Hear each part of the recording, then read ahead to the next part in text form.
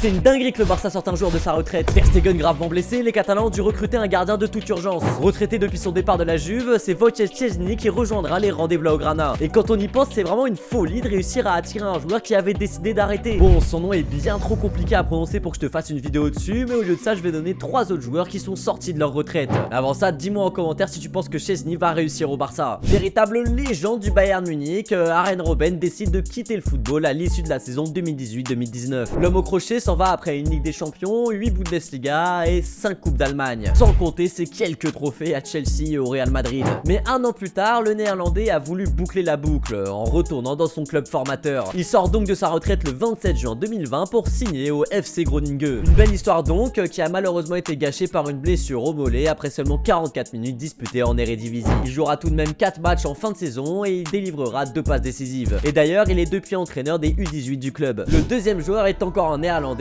mais cette fois-ci d'une autre époque. Véritable légende du football batave et personnage iconique du ballon rond, Johan Cruyff nous a aussi offert une fausse retraite. En plus, c'est pour une histoire qui entache un peu son image de footballeur du peuple, mais qui correspond bien à celle du rebelle. En 1978, après 14 années à l'Ajax et au Barça et 20 trophées glanés, Johan Cruyff décide de raccrocher les crampons. Pas de chance, le Hollandais volant a enchaîné les mauvais investissements et a perdu pas mal d'argent. Sans compter qu'il est poursuivi par le fisc espagnol, ce qui le contraint de fuir aux États-Unis. Il signe aux Los Angeles Aztecs pour une somme qui, selon lui, aurait influencé sa décision. Mais il faut croire qu'il a repris goût au terrain puisqu'il ne s'arrêtera finalement qu'en 1984. Il en profite pour faire un retour en Liga, à Levante, peut-être qu'il a confondu avec le Barça, avant de revenir à l'Ajax et de finir à Feyenoord. Si, je te jure, Johan Cruyff a joué à Feyenoord, le grand ennemi de l'Ajax. Pour le dernier joueur, on va se tourner du côté de l'Angleterre. Et quel autre club que Manchester United pour avoir ce genre d'histoire? Et ouais, entre les Neville, Giggs, Ferdinand, Rooney et Scholes, c'est le club des hommes fidèles. Et c'est d'ailleurs du dernier de la liste dont on va parler. Milieu de terrain iconique des Red Devils, sa petite taille et sa qualité technique en ont fait un joueur unique. Et à la fin de la saison 2010-2011, après 17 ans passés à Manchester,